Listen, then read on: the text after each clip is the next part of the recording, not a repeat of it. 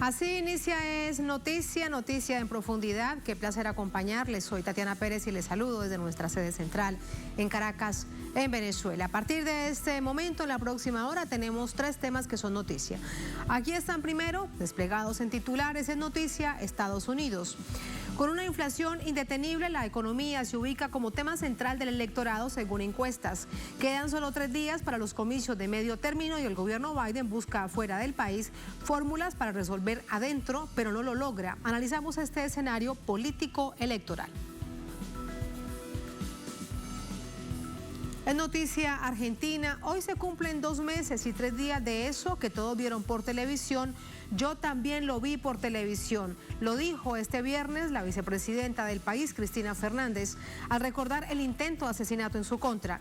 En su primera salida a un encuentro masivo después de ese momento, señaló que no cree que la justicia realice una investigación. Analizamos su discurso.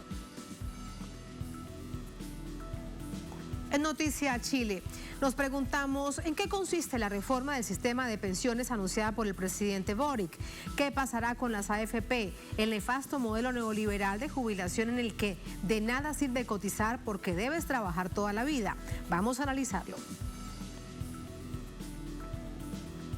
En noticia casi comienza. Bienvenidos, bienvenidas.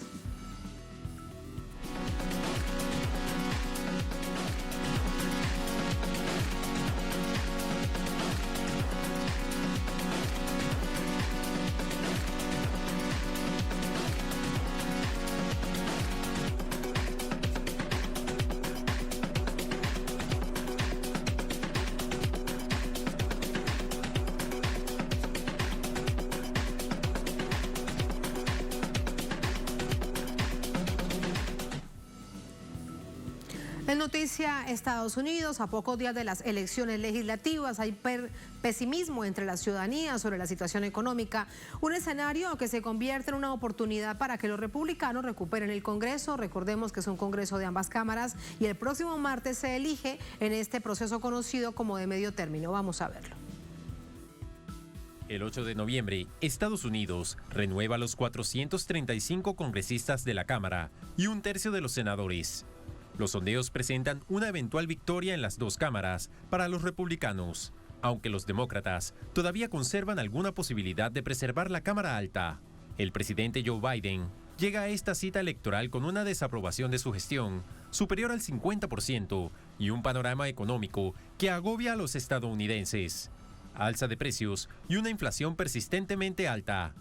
Una encuesta de octubre realizada por Public Affairs Research halló que un 46% de la población siente que sus finanzas personales están mal. El gasto del consumidor, que comprende un 70% de toda la actividad económica en Estados Unidos, se debilitó el trimestre pasado. Creció en una tasa anual de 1,4%, comparado con 2% en el periodo de abril-junio. El panorama económico estadounidense también se debilita debido a los aumentos de la tasa de interés. Los intentos de la Reserva Federal de combatir la inflación mediante este mecanismo amenazan con causar una recesión. Lo ha hecho 5 veces en lo que va de año. La última esta semana y se espera otro en diciembre. Aunque Estados Unidos ha ganado espacio en el mercado del gas natural licuado con las exportaciones a Europa a precios exorbitantes, la guerra en Ucrania ha debilitado a la economía mundial y, en consecuencia, la demanda extranjera de productos estadounidenses. Mientras tanto, la administración Biden sigue enviando recursos externos. El Departamento de Estado anunció que destinará $400 millones más de ayuda a Ucrania, una nueva partida que incluye por primera vez tanques y 45 vehículos enviados desde República Checa, que serán reparados y actualizados. La viceportavoz del Pentágono, Sabrina Singh, reveló que su país ha destinado más de $18.500 millones en asistencia de seguridad a Ucrania desde 2021. La mayor parte de esta cifra millonaria se ha entregado este año.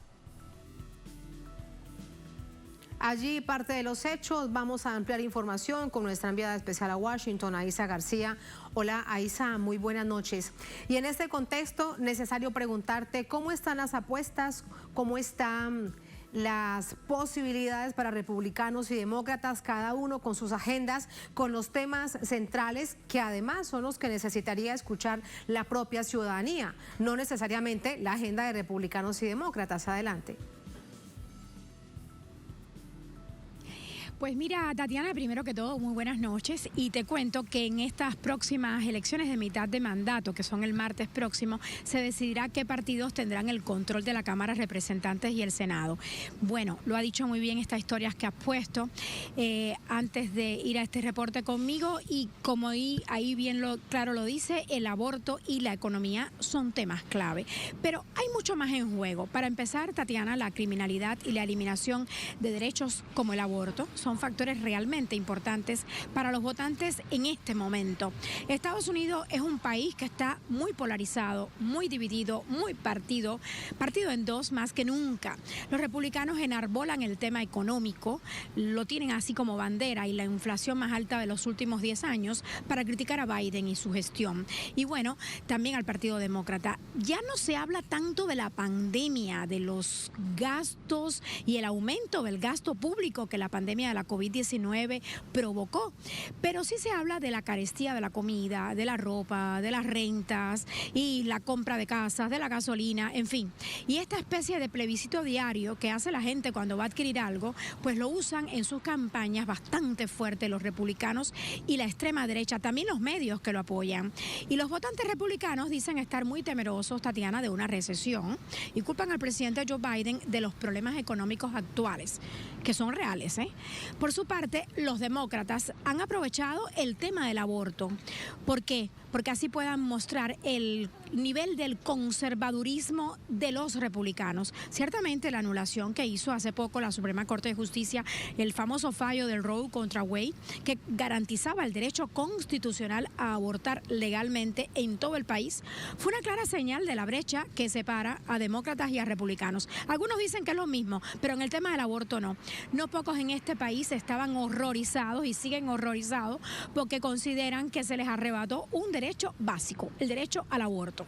Los electores demócratas, Tatiana, también están preocupados de que luego de este fallo sobre el tema del aborto, la Suprema Corte de Justicia evalúe restringir otros derechos, como los derechos de los homosexuales, de manera similar. El tema de la criminalidad con armas de fuego también decide el voto hacia un lado o hacia otro. 49,000 personas, fíjate, 49,000 personas murieron por armas de fuego el año pasado. Esto equivale a 220 decesos diarios. La mitad de ellos son suicidios. El Congreso no ha logrado adoptar decisiones contundentes, ni siquiera una reforma ambiciosa para controlar la venta de armas, a pesar de que las armas, ojo, son la primera causa de muerte en niños en este país, Tatiana. Así están las cosas. Y con respecto a los niveles de violencia, preguntarte para detenernos allí sobre este extremismo republicano, el supremacismo blanco conservador, sobre todo en algunas regiones del país, ¿cómo se evidencia? Entre otras cosas, cuando nos hablabas de esto, recordaba que cada 48 horas hay una masacre dentro de un centro comercial, dentro de una escuela, dentro de una universidad, y quienes lo cometen lamentablemente son jovencitos, son muchachos, niños en su mayoría, porque no han cumplido la mayoría de edad, que apelan a ese llamado supremacismo blanco. Efectivamente, Tatiana, este tema de la violencia por armas de fuego es un tema que va a decidir aquí el voto. ¿Y quiénes están apoyando la venta de armas sin control? Los republicanos. Ellos son los que apoyan a la Asociación Nacional del Rifle, que es la que se niega rotundamente a que se apruebe una reforma, que sea una reforma generosa con el tema del control de armas. Yo recuerdo desde la época de Barack Obama como presidente, mira que duró, fueron 8 años de Barack Obama y este fue un tema recurrente, pero nada pasó. Pero bueno, hay otro tema del que yo te quiero hablar que también es violencia y que preocupa mucho aquí, es la intimidación a los votantes, Tatiana, y la violencia política. Hay enorme preocupación por la posibilidad de que se produzcan actos de violencia por parte de grupos extremistas, los que tú mencionabas, los de America First, los grupos que intimidan a los votantes y a los trabajadores electorales antes y después de la votación. Ya se ha dado. De esto habló hace unos días el presidente de Estados Unidos. De hecho, hace unos días también el FBI detuvo a 2 hombres señalados de ser miembros del grupo grupo de extrema derecha que se llama Boogaloo Boys y a los que se acusa de portar armas de fuego, municiones y de vertir amenazas hacia funcionarios federales. Fíjate, los trabajadores electorales siguen siendo blanco de amenazas y acoso desde las elecciones de 2020. Esto no es nuevo, algo que se ha empeorado en las últimas semanas. 5 personas ya han sido acusadas de intimidación en algún que otro estado. Te pongo otro ejemplo. El martes en Phoenix, un juez federal ordenó poner límites a un grupo que vigila los buzones de votación instalados en Arizona, emitiendo una orden de restricción temporal contra Clean Elections USA y también contra otra que se llama Leones de la Libertad. Y bueno, el equipo de preparación del condado que se llama Yavapai, que están asociados con otra Keepers. Imagínate cómo están las cosas.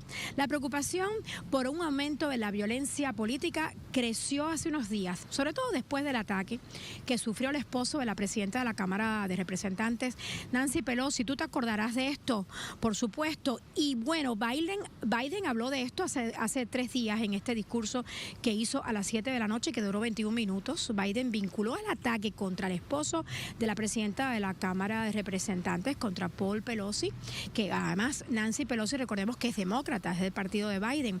Pues el Biden ha vinculado este suceso contra Paul Pelosi a la violenta insurrección en el Capitolio de Estados Unidos el 6 de enero de 2021, que tampoco lo olvidamos, ¿cierto?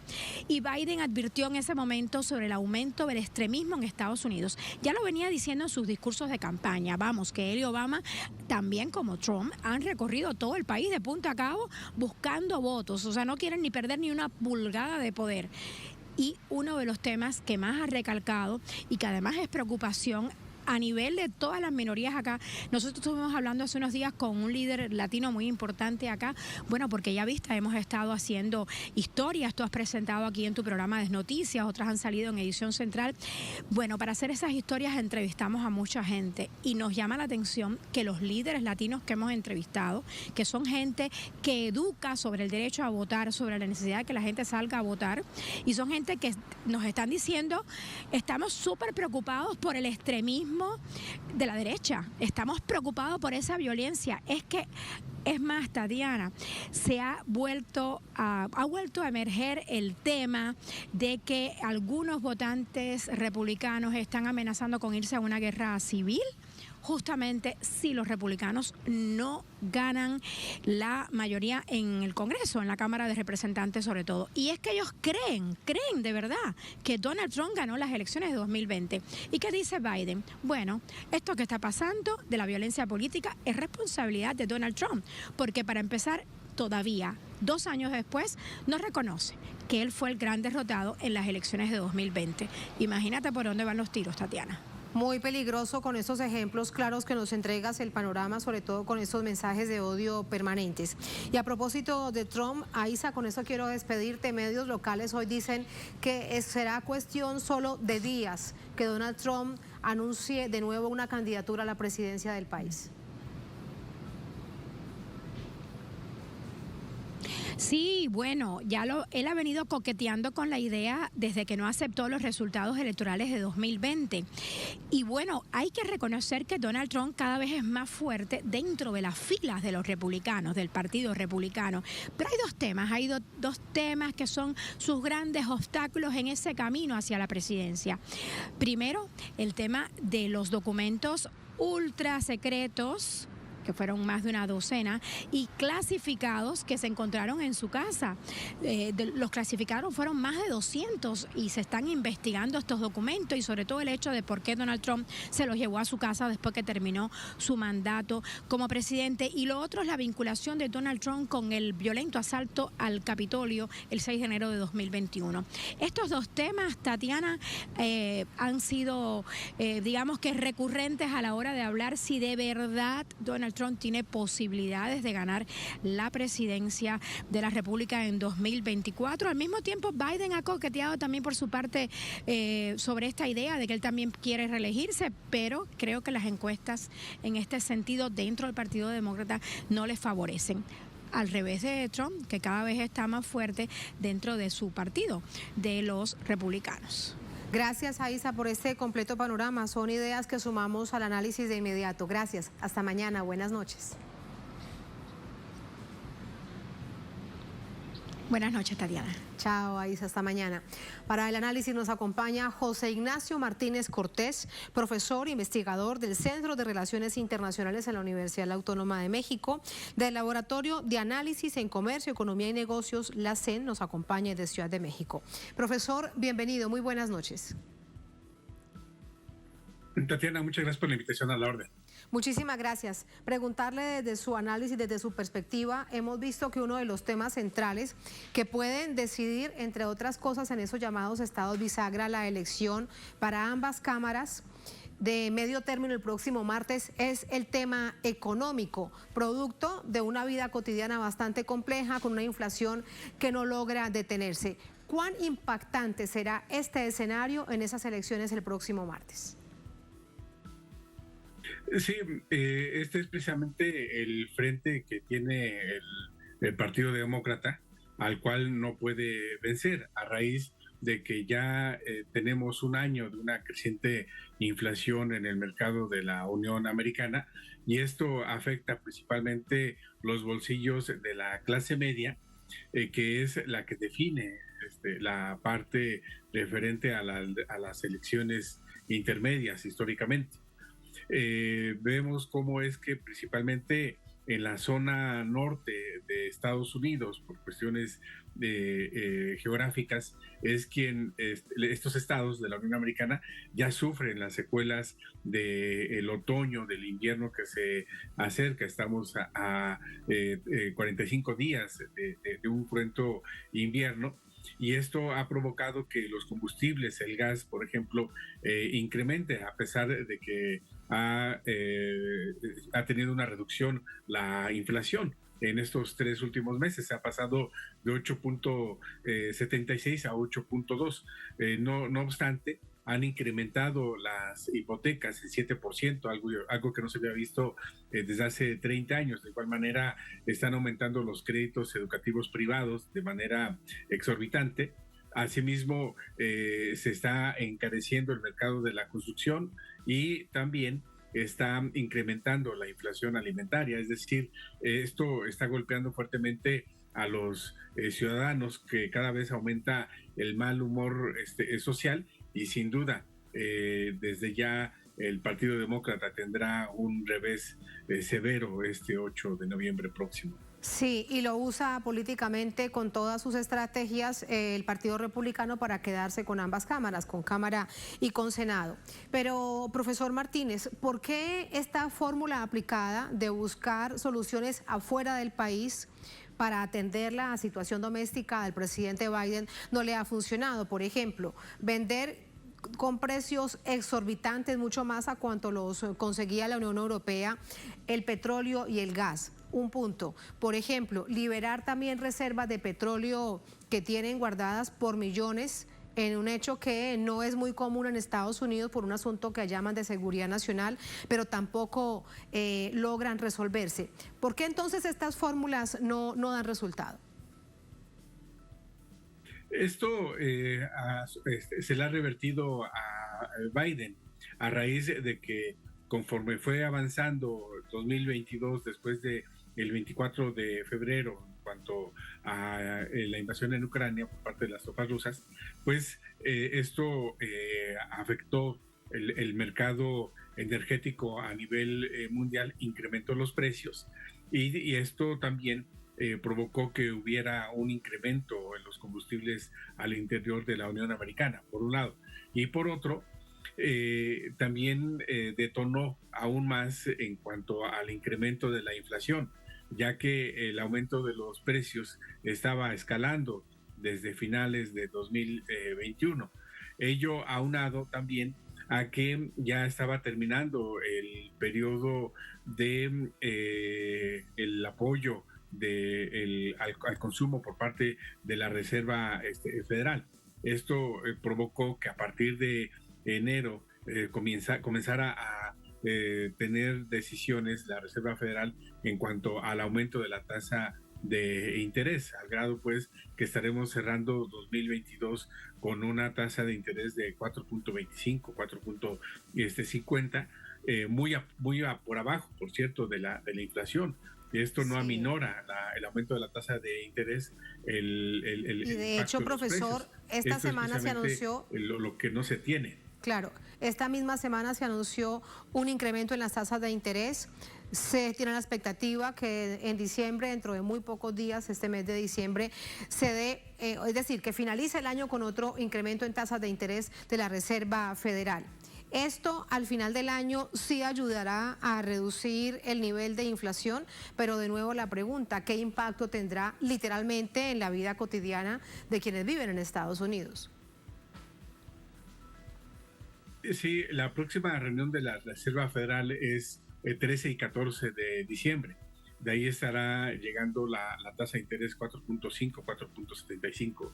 Entonces esto va a afectar aún más el consumo de los ciudadanos, que paradójicamente es lo que provocó que en cuanto al reporte al tercer trimestre del PIB de 2022 incrementara el consumo, el gasto, pero es a raíz de los subsidios que está otorgando el gobierno de Biden, no estrictamente por la producción. Tenemos una tasa de desempleo nula, que tiende a crecer precisamente por esta cuestión de que se está deteniendo la producción industrial, y sin duda estaremos viendo un primer trimestre de 2023 donde la economía de Estados Unidos esté ya en la antesala de una recesión, y esto por supuesto estará reflejándose en este 8 de noviembre próximo. Sí, finalizo entonces por donde comenzaba. ¿Cree usted que republicanos van a quedarse con ambas cámaras, con Cámara y Senado? Sin duda. Si tomamos en consideración, por ejemplo, las encuestas en que colocan en 42 o 39% la popularidad del presidente Biden, y esto se manifestará en la pérdida de la Cámara de Representantes y también en el avance, por lo menos, de los republicanos en el Senado. Muchísimas gracias por ese análisis, profesor. Buenas noches. Excelente noche, muchas gracias. A usted muchas gracias. Así vamos a la primera pausa en esta emisión de Es Noticia. Al volver en Noticia Argentina, abrimos comillas, hoy se cumplen 2 meses y 3 días de eso que todos vieron por televisión. Yo también lo vi por televisión. Cerramos comillas. Lo dijo la tarde de este viernes la vicepresidenta del país, Cristina Fernández, al recordar el intento de asesinato en su contra. En su primera salida en un encuentro masivo después de ese momento, señaló que no cree que la justicia realice una verdadera investigación. Analizamos su discurso. Al volver, estamos en Es Noticia.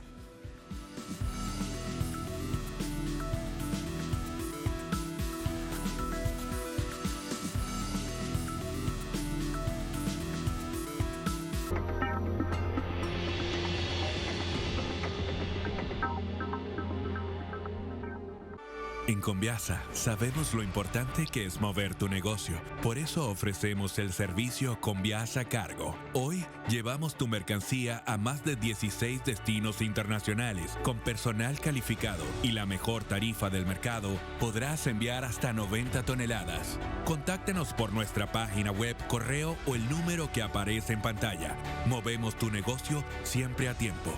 Conviasa, nos hacemos cargo. Dos grandes canales unen sus experiencias para encontrarse en las culturas que representan. En una nueva entrega de Prisma, conoce a la promotora cultural Ana María Oviedo Palomares, a quien se le rindió tributo en el Festival Mundial de Poesía en Venezuela. Disfruta del grupo de artes escénicas orientales de China, quienes combinan la música y la danza de todo el mundo con su propio estilo y encanto. China y América Latina se redescubren en una coproducción de CGTN y Telesur. Prisma, la cultura que nos ilumina. Sábado, por Telesur.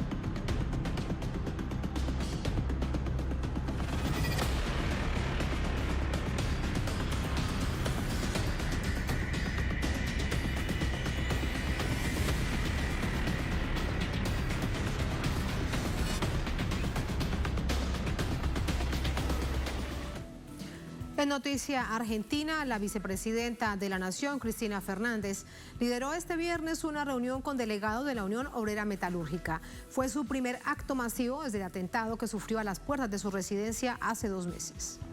La vicepresidenta fue invitada por el secretario general de la Unión Obrera, Abel Furlan. El acto se desarrolló en la localidad bonaerense del Pilar. Es el primer encuentro de la vicepresidenta con movimientos sociales, sindicales y políticos desde el atentado en su contra a las puertas de su casa en la capital. Hasta hoy, Cristina Fernández solo había asistido presencialmente a reuniones a puerta cerrada como parte de su rol como presidenta del Senado. Esto sucede tras la excarcelación de varios integrantes del grupo de extrema derecha Revolución Federal, investigados por el atentado a Fernández. Sin embargo, este viernes se conoció que el juez Marcelo Martínez los procesó por imponer sus ideas o combatir las ajenas por la fuerza o el temor, y con sus acciones se constituyeron en actores que agitaron en la sociedad un clima de violencia cuyo acto de mayor gravedad resultó ser el intento de magnicidio de la vicepresidenta Cristina Fernández de Kirchner. Es el argumento del juez que los ha imputado de nuevo, aunque recordemos que están en libertad por una decisión de tribunales en Comodoro Pi, en Buenos Aires.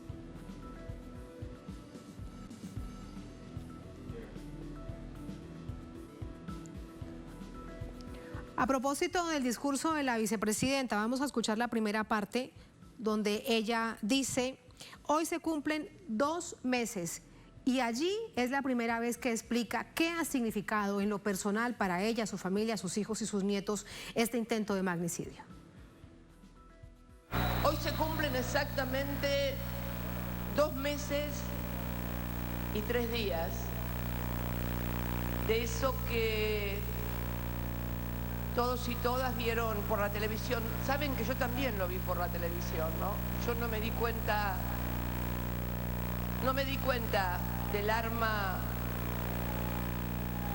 que empuñaron y que pretendía en los hechos volarme la cabeza. No lo vi. Dicen los psiquiatras y los psicólogos que es mucho mejor, porque dicen que el trauma que le queda a la gente que ha vivido episodios donde le martillan la cabeza es algo que no puede olvidarse y que lo acompaña durante el resto de su vida. Yo por suerte no lo vi, pero créanme que en estos 2 meses y 3 días lo que no podía sacarme de la cabeza, ni aún hoy, es qué hubiera pasado si hubiera gatillado esa imagen para mis hijos y mis nietos, ¿no? Es parte del discurso de la vicepresidenta del país, Cristina Fernández, que vamos a analizar de inmediato. Para ello nos acompaña Lido Lacomini, es periodista, analista político e internacional. Nos acompaña desde Buenos Aires vía telefónica. Lido, buenas noches, bienvenido. Buenas noches, ¿cómo están ustedes? Muy bien, muchísimas gracias. Lido, hoy distintos aspectos ha tocado la vicepresidenta del país, desde esto que le presentábamos a nuestra audiencia, algo tan personal como este sentimiento que tiene ella en particular después del atentado, pero también habló de la democracia, habló del Frente de Todos. De hecho, insinuó que puede realmente llegar a ser candidata a la presidencia. Envió mensajes al presidente, envió mensajes a la oposición, al país en general, con esa gran capacidad que tiene ella para comunicar. Conocer tu análisis. Bueno, ha sido una intervención pública de las que Cristina nos tiene acostumbrado.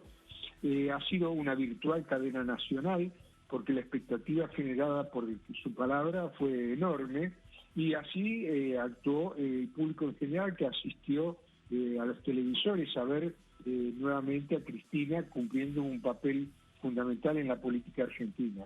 Yo creo, en mi opinión, es el virtual lanzamiento de su campaña política para las elecciones del 2023. Si bien no fue explícito el planteo, de todas maneras su puesta a disposición para lo que fuera necesario, planteando en palabras casi calcadas las que Lula usó cuando lanzó su candidatura, planteando su disposición para poder echar a Bolsonaro del país. Cristina Kirchner ha hecho algo semejante en el día de hoy. Lo no explícito, bueno, deja una puerta abierta para que ella pueda ser la gestora de una candidatura alternativa, pero pareciera que eso no tendría lugar, ya que ella hizo también mención a lo que pasó en el momento que ella eligió a Alberto Fernández para que fuera candidato a presidente para derrotar a Mauricio Macri, y redució, fue una reducción, digamos, del elogio, del autopapel que ella cumplió en ese momento en la elección de Alberto Fernández, porque efectivamente sirvió para la vuelta electoral y derrotar en las urnas a Mauricio Macri. No hizo ninguna mención a la gestión posterior, y sí hubo alguna contradicción en el discurso cuando planteó la necesidad de una suma fija de aumento a todos los trabajadores en el país, sabiendo que es una actitud contradictoria con la opinión de Alberto Fernández, que salió días pasados a criticar esa cuestión. En ese sentido se diferenció, pero con cuidado, de la figura presidencial, además mantiene su actitud de amplia alianza, el elogio a Massa creo que va en esa dirección, y se erige sin duda alguna un elemento decisivo para el movimiento popular argentino en vista de la campaña del 2023. Creo que quedan pocas dudas que su papel va a ser sustancial, es decir, no hubo ningún atisbo de retiro de la vida política, sino por el contrario una reafirmación de su trayectoria pasada, particularmente de los aspectos positivos de su gestión presidencial, y creo que todo indica que es un discurso de campaña, claramente un discurso de campaña, y en ese sentido diría yo de campaña personal, es decir, su propio papel como dirigente del país en vistas a las elecciones del 2023. Ella lo decía, abrimos comillas, voy a hacer lo que tenga que hacer para lograr que nuestro pueblo, nuestra sociedad pueda organizarse en un proyecto de país que vuelva a recuperar la ilusión, la fuerza y la alegría de nuestra gente. Allí además dijo, queremos un pueblo alegre, en un momento muy difícil, en particular en lo económico, Lido, para todo el pueblo argentino, pero donde también vemos cómo desde el sistema judicial pues realmente no se avanza en esta investigación y en muchas otras en las que ella es una figura central. Sí, ella prácticamente lo ha dejado cerrado como perspectiva de que eso tenga solución jurídica. Es decir, prácticamente ha dicho que el Poder Judicial la quiere tener como condenada, pero de ninguna manera como víctima. Es decir, que rechaza enteramente la posibilidad de que esta situación tenga una salida jurídica. En realidad, la salida es esencialmente política, y para la salida política Cristina afirma que tiene un proyecto para el país. Eso es decisivo, es decir, ha planteado la posibilidad de un proyecto que entusiasme al pueblo argentino para ganar las elecciones del 2023. Y yo creo que en los próximos días se van a realinear las fuerzas políticas del campo popular en función de esta decisión tomada por la vicepresidenta de la Nación. Creo que de eso a mí no me quedan muchas dudas. Pues muy interesante ese escenario que se viene, porque desde hace varios meses existe la duda de si Cristina Fernández será candidata a la presidencia de nuevo. En tanto, sobre el intento de magnicidio en su contra, ella hacía referencia a los grandes medios de comunicación, a las corporaciones, quienes han financiado a estas personas. Vamos a ver cómo lo vive Rander Peña. Un saludo fraternal entre ambos líderes que reafirma la amistad sólida y profunda de respeto que a lo largo de estos 22 años se ha consolidado.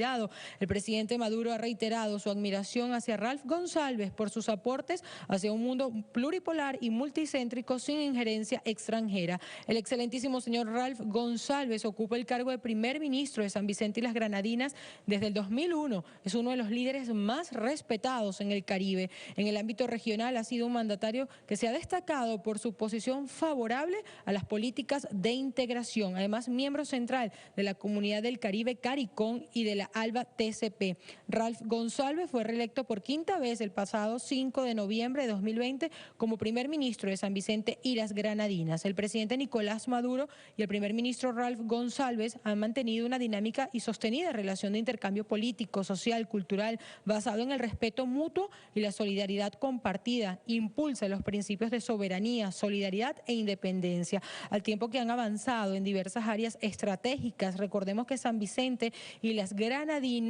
cuentan también, además, con importantes alianzas en un mapa de cooperación conjunto e integral. En el mes de febrero, el presidente Maduro llamó a fortalecer las alianzas en el ámbito educativo, de la salud, con la graduación de médicos integrales comunitarios, así como en áreas vitales como transporte aéreo y conectividad, con la instrucción de un vuelo directo Caracas, San Vicente y las Granadinas, a través de la aerolínea bandera de Venezuela Conviasa, así como aplicar las 3R.Next para fortalecer aún más estas alianzas en los distintos ámbitos. Dijo que siempre se puede hacer más y fue enfático al mencionar que el diálogo permanente es necesario, retomar Petrocaribe y consolidar la estabilidad energética, así como también el presidente Maduro en esa oportunidad recordó que con el Caribe los une sentimientos profundos de amistad y resaltó la labor de Ralph González como actor principal de la Unión Latinoamericana y Caribeña cuando se fundó Petrocaribe en el año 2005, la CELAT en el año 2011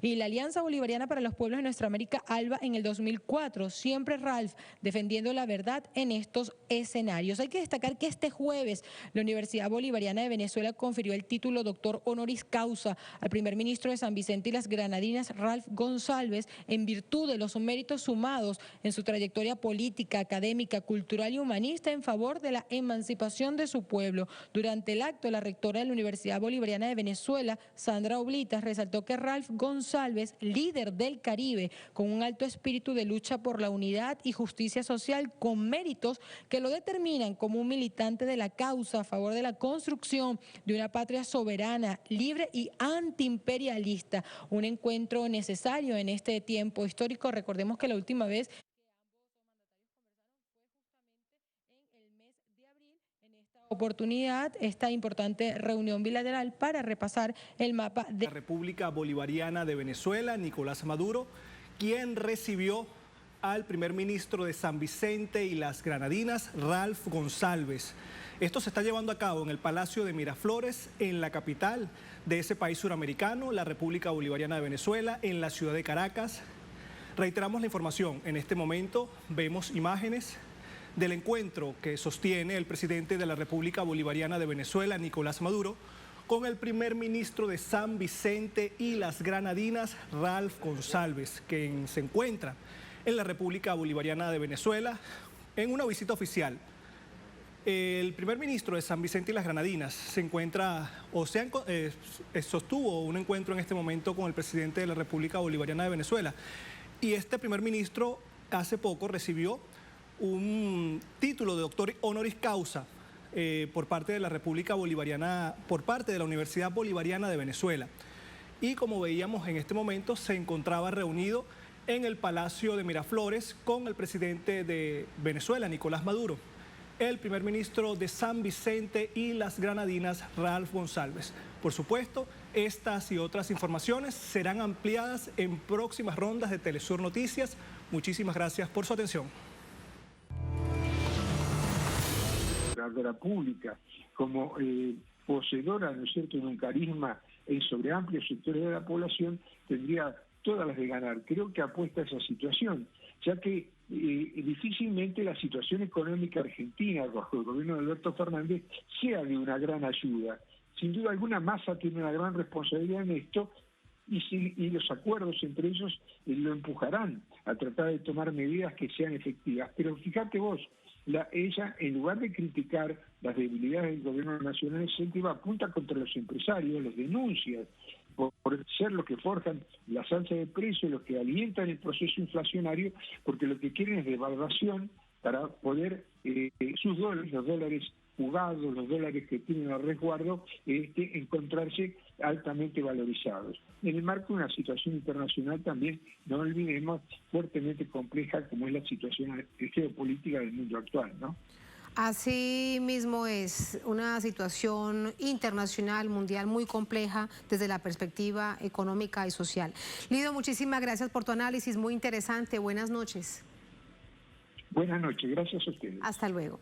Así vamos a la última pausa en esta emisión de Es Noticia. Al volver en Noticia Chile, nos preguntamos en qué consiste la reforma del sistema previsional anunciado por el presidente Boric. ¿Qué pasará con las AFP?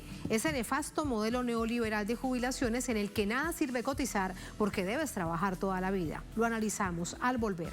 Estamos en Es Noticia.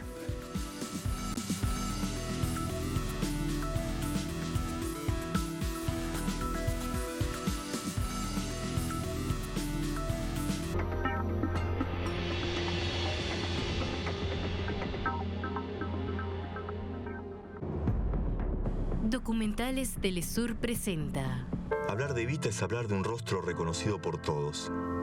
Esa mujer fuerte de mirada profunda, comprometida con su tiempo y con su gente. Para pensar cómo llegó a ser ella misma, es preciso imaginar su niñez, los caminos que habrá recorrido desde la nena que creció al borde del campo para alcanzar a esa mujer que soñó ser. Eva, trazos de una infancia. Estreno. Domingo, solo por Telesur.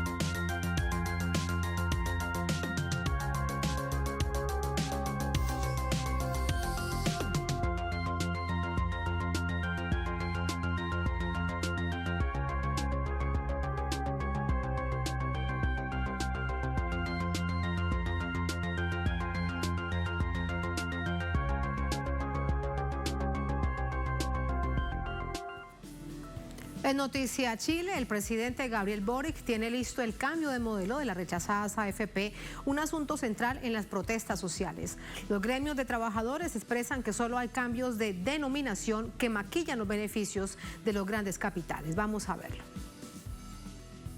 El presidente Gabriel Boric presentó su proyecto sobre una reforma al sistema previsional que buscará terminar con las administradoras de fondo de pensiones, AFP, y crear un nuevo seguro social para garantizar mejores jubilaciones en el país sudamericano. El mandatario indicó que entre los elementos claves de la reforma se encuentran el mejoramiento de las pensiones, además de valorar el trabajo personal, mantener el ahorro individual y proteger su propiedad. De ser aprobada por el Congreso, la reforma previsional, esta daría la libertad a los chilenos de elegir dónde invertir los fondos de pensiones, opción que hoy día no existe, pues todos están obligados a estar en una AFP. Boric detalló que pretenden crear un sistema mixto basado en los principios de la seguridad social, donde contribuye el Estado, los empleadores y los trabajadores, y que además la reforma terminará con la discriminación hacia las mujeres. También sostuvo que en Chile el 72% de los retiros son inferiores al salario mínimo y 1 de cada 4 jubilados recibe un monto por debajo de la línea de pobreza. Sin embargo, las AFP obtienen ganancias millonarias. Sin embargo, analistas consideran que la propuesta de reforma provisional está lejos de lo que se esperaba por parte de los sectores sociales y gremios de trabajadores. Sostienen que las AFP no desaparecen, solo cambian de nombre y que los actuales costos por administrar los fondos son asumidos por el Instituto de Previsión Social IPS, liberando esos gastos y concentrando la gestión de inversión del ahorro acumulado.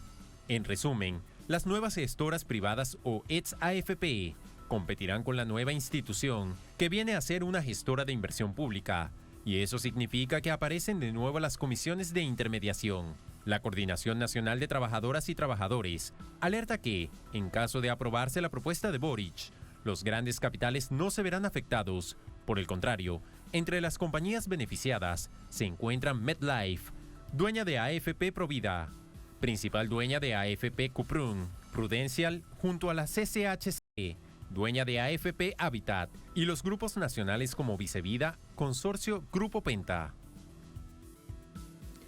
¿Y cuál es la opinión de un experto que le sigue paso a paso el pulso a esta situación? Vamos a preguntárselo. Es Luis Vecino, vocero de la Coordinadora Nacional No Más AFP, nos acompaña desde Santiago.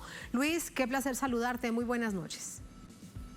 Muy buenas noches a ti también y muchas gracias por la invitación. Muchas gracias. Dice el presidente Boric, existirán nuevos gestores de inversión privados con el objetivo exclusivo de invertir fondos previsionales y además existirá una alternativa pública, lo que permitirá promover la competencia con la entrada de nuevos actores.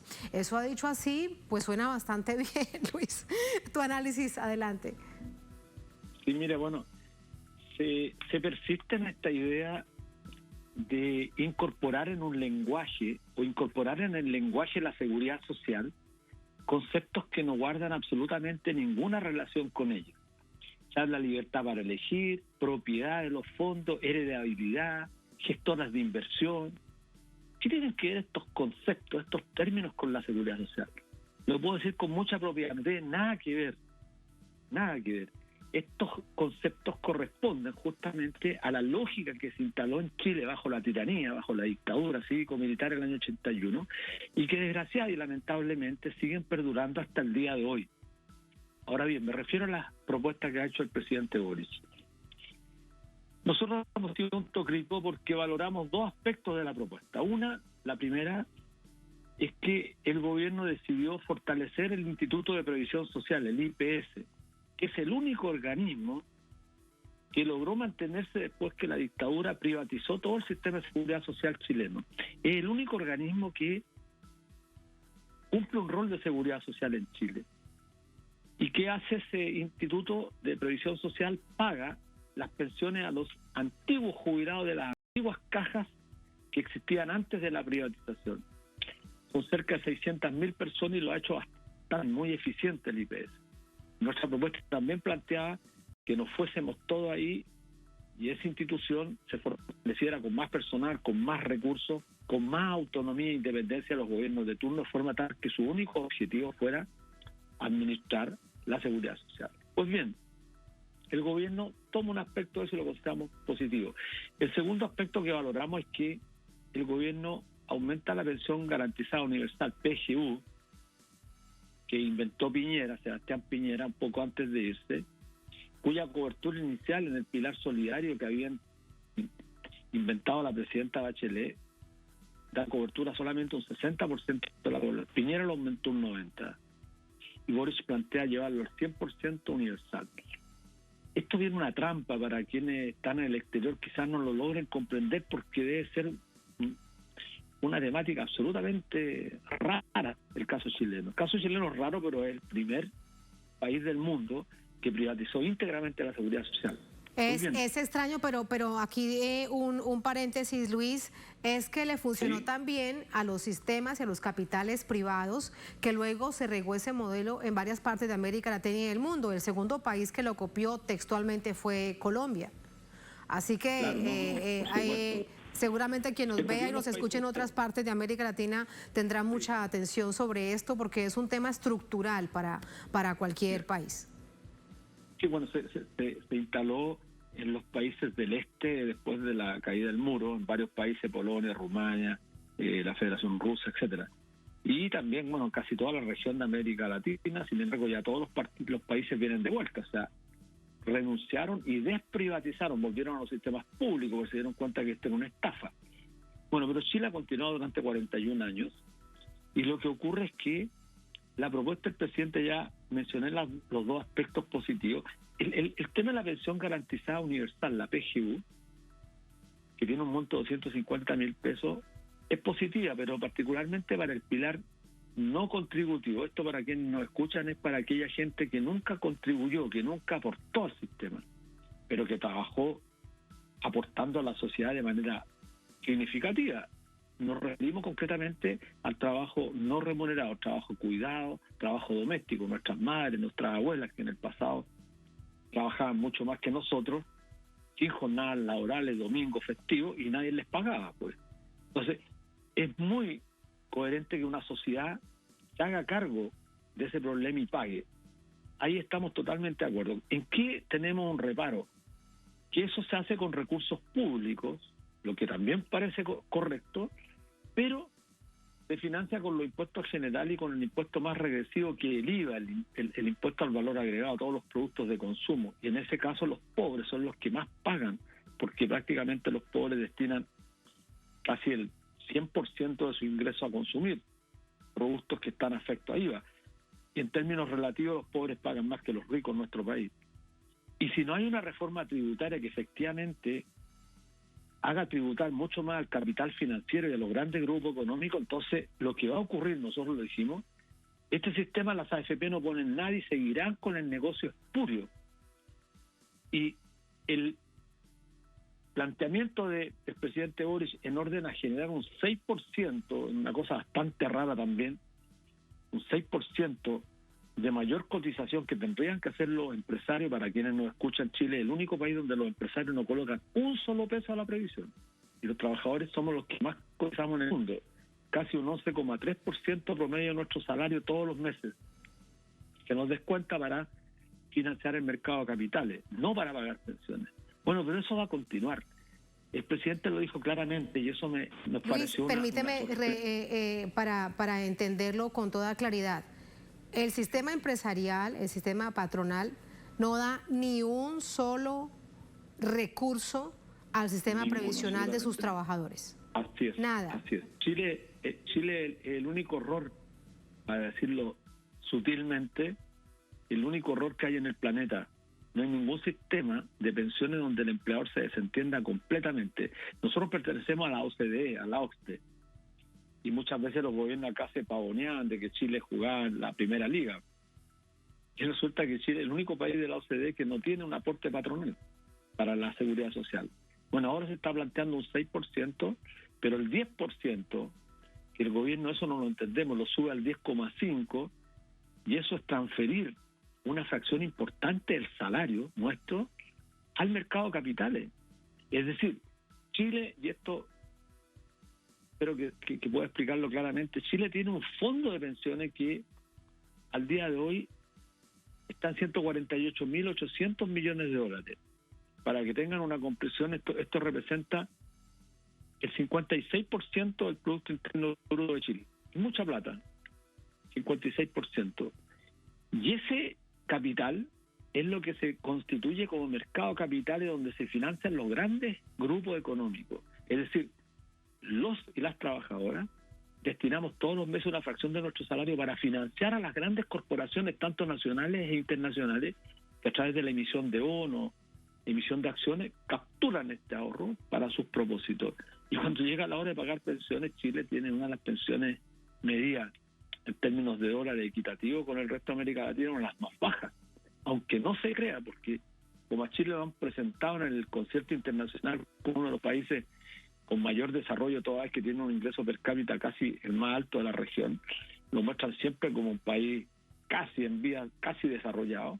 Lo cierto es que en términos de ingresos, particularmente en la tercera edad, a los ancianos de nuestro país, las condiciones son una de las más precarias de la región. Y por eso la propuesta del presidente Boric, que teniendo dos aspectos positivos en términos concretos, en términos generales, es una propuesta que mantiene intacto el sistema de AFP. Las AFP no desaparecen. Lo que hace entonces, Luis, es cambiar de nombre.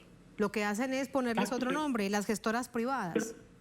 Gestoras privadas, y van a crear una gestora pública. Entonces nos dicen, y la introducción lo señalaba acá, ahora los chilenos van a tener posibilidad de elegir entre qué, elegir en que sigamos bajo la lógica de la capitalización individual, que lo haga un ente público, un ente privado, es lo mismo para los efectos de nosotros. Aquí no se quiso hacer un compromiso del gobierno con nosotros de avanzar a su sistema público, que sea un sistema de reparto solidario, que tuviera componentes de capitalización. Nosotros jamás fuimos absolutamente dogmáticos, no tenemos un dogma de fe respecto a defender en términos intransigentes el sistema de reparto que planteamos nosotros, pero ha quedado demostrado que los sistemas de reparto son los únicos que permiten efectivamente mejorar las pensiones de la ciudadanía. Los sistemas de capitalización dependen de factores externos, dependen fundamentalmente de la rentabilidad que logra el capital conseguir en la inversión en instrumentos financieros que, como todos bien sabemos, la volatilidad del mercado bursátil hace que los fondos estén cayendo permanentemente. Nosotros en Chile ahora, mira un solo dato estimado, en septiembre, hace casi un mes y medio atrás, el ahorro total de los trabajadores era de 165.000 millones de dólares y hoy día estamos en 148.800 millones de dólares.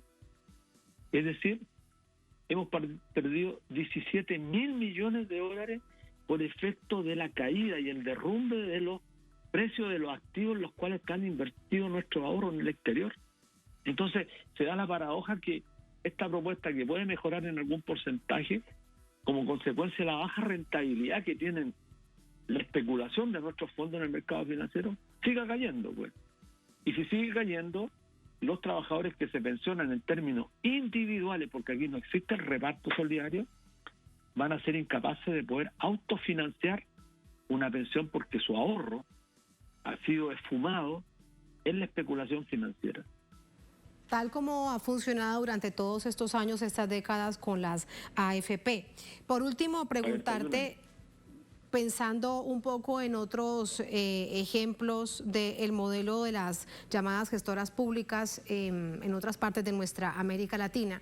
Una de las decisiones, por ejemplo, que tomaron los trabajadores era convocar a la gran masa trabajadora en empresas públicas y privadas y decirles no se vayan a las AFP porque es un verdadero engaño. Presentaban el ejemplo de Chile.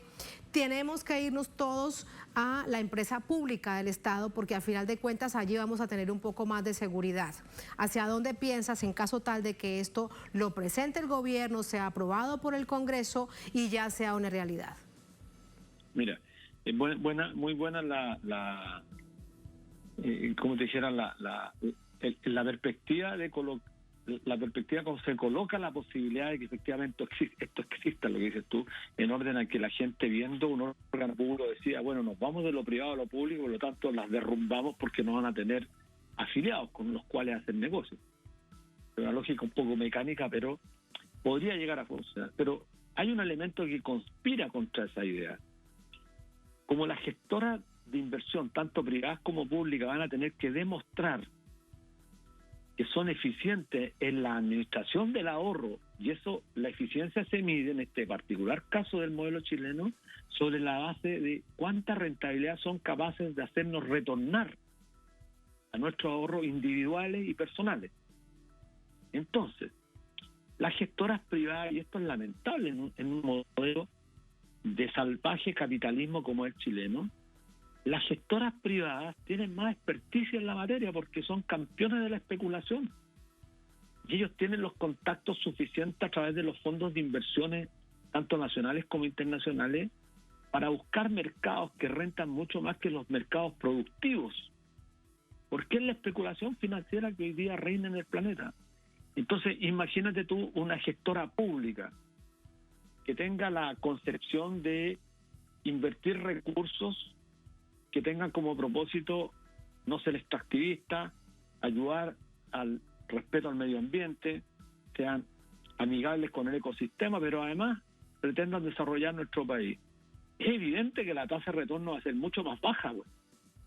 Pero tiene un propósito. Pero como estamos en un mercado competitivo donde las cifras son las que finalmente determinan la voluntad de las personas a cambiar, si le van a decir con la propaganda, que aquí en Chile es francamente impúdica. Hoy día se hizo una presentación contra una de las AFP que salen a intervenir en la arena política. Imagínate tú las AFP diciéndole a la gente, mire, esta gestora privada obtuvo un retorno del 3% mensual y la gestora pública le generó pérdida.